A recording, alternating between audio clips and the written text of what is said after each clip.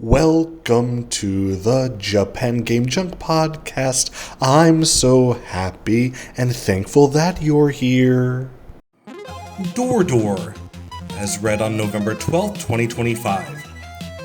Door is a single-screen puzzle platform game by Enix, published in Japan in 1983. Originally released for the NEC PC 8801, it was ported to other platforms, including the family computer. Controlling a small character named Chun, the player is tasked with completing each stage by trapping different kinds of aliens behind sliding doors. Chun can jump over the aliens and climb ladders, and must also avoid obstacles, such as large nails and bombs. Door was designed and programmed by Koichi Nakamura, known as one of the creators of Dragon Quest. The game was the runner-up in the Enix-sponsored First Game and Hobby Program Contest in 1982, winning the Outstanding Program Award with a prize of 500,000 yen. Enix was given the rights to the game and ported it to several Japanese home computers. Chun, the name of the protagonist, was a nickname given to Nakamura by one of his friends. Door was a critical and commercial success. The PC 8801 version alone had sold 200,000 copies, and is considered a classic title for the Famicom. Gameplay. Players control Chun, a small, egg-shaped creature outfitted with a baseball cap. Chun is relentlessly pursued by a quartet of aliens traveling in deterministic algorithm paths. The most predictable aliens, Namegon and Ame-chan, follow Chun in the most direct path possible. Inve-kun deviates and follows roundabout paths using ladders, and Otapyon shadows Chun's jumps. The player's objective is to trap the aliens behind sliding doors positioned throughout each level. Course is composed of platforms conjoined by assorted ladders. To trap the aliens, the players approach the door from the side its handle is on, open it by running across it, lure the advancing villains inside, and shut the door before they escape. Trapped doors cannot be opened again. Chun can jump to avoid the aliens, who can kill him on touch. Bombs and nails, which sometimes appear on the screen, are also lethal. When the player dies, provided they have continues, they restart the level with previously trapped aliens vanished, and all doors are accessible again.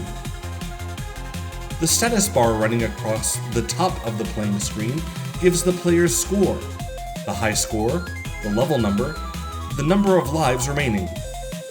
Points are awarded for trapping aliens behind doors, with extra points going to players who corral multiple aliens behind one door, and collecting confectionery that intermittently appear and disappear on the playing screen, which include a striped piece of candy, an ice pop, a lollipop, a bowl of ice cream, a slice of cake, and a mahjong tile. Players begin with 3 lives. Scoring 10,000 points awards the player an extra life. Scoring intervals of 20,000 points thereafter awards the player more lives. If the player loses all lives, the game is over, forcing the player to restart from the first level. As players advance, the levels become more complicated, many requiring abstract strategies. The 8th level pits Chun against a lone Otapyon alien. The player's strategy requires purposely allowing the Otapyon to shadow his jumps, with the intention of guiding the unsuspecting Otapyon across the level's myriad platforms and into the doorway. If an alien remains with all doors closed, the player is placed in a no-win situation. The 10th level, a flat expanse with 2 Namegon aliens and 1 door, illustrates this dilemma. Because the level begins with them spaced far apart, it is initially impossible to guide both aliens in the single door without one escaping. Allowing one to escape, however, places it closer to its counterpart, in turn enabling the player to trap both. If the player traps only one, then they must sacrifice 1 life, as the stage will be impossible to complete. The 50th level requires such timing that failure at any part guarantees an impossible to win situation. As in the previous case, the player's only option is to intentionally lose a life to continue play. This is not a programming error, but another aspect of the game's difficulty level. This is a unique trait of Door, as most games prevent such a scenario with a time limit, such as Super Mario Bros., or a physical restriction such as Tetris. There is no ending in Door. After completing the final level, the game simply restarts at the first level, although the player's accumulated score is retained for the player to build higher through continued play. Development and history. Inspired by the popularity of personal computers in the United States, Yasuhiro Fukushima decided to set up Enix, going into the PC game business market in 1982. Fukushima wasn't a programmer himself, and Enix, in a broad sense, was simply intended to be a publishing company. To pool the talent of individual game designers, Enix sponsored a national programming contest. 300 programs were entered into the contest, and the first prize went to programming prodigy and high school student Koichi Nakamura for his puzzle game Door. Yuji Horii placed in the finals of the same contest with a computer tennis game. Both were subsequently hired by Enix, and the rights to Door became property of Enix. Enix published the game on a wide range of Japanese computers, including NEC's PC-8801, Fujitsu's FM7, and Sharp's MZ2000. With sales exceeding 200,000 copies, Door was a huge success.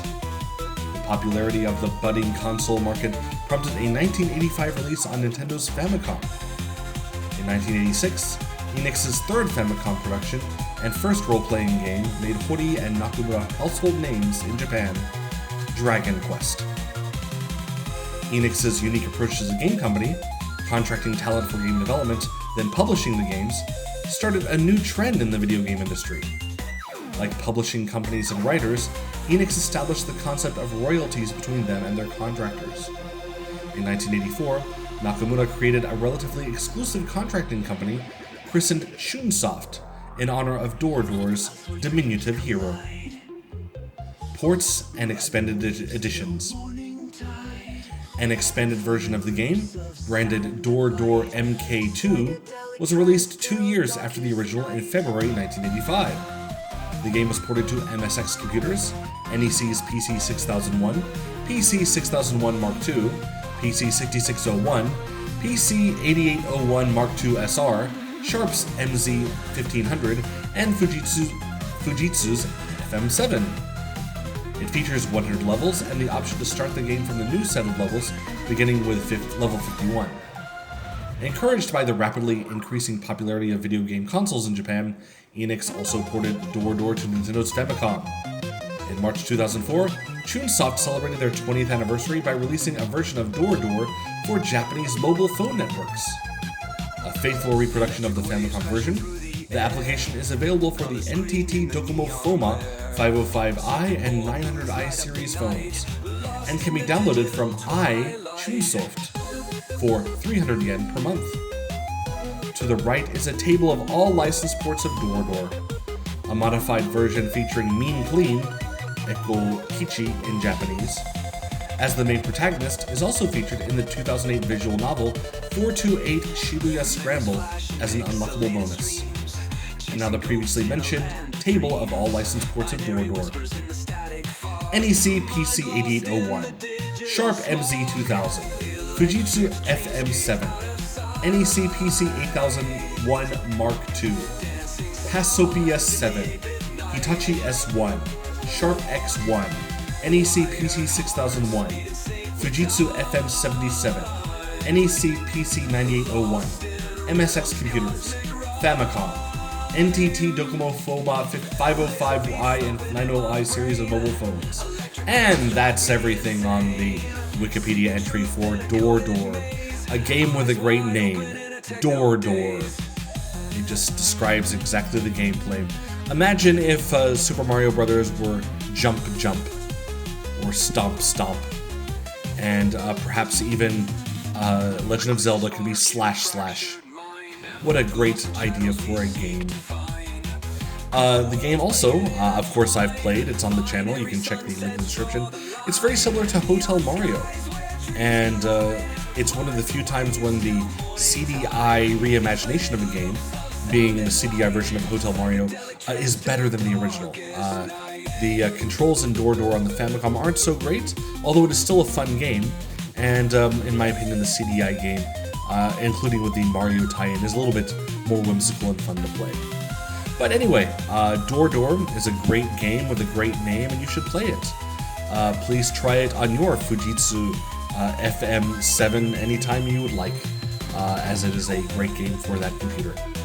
I don't know what else to say, so I'll stop here. Thanks for listening, and goodbye.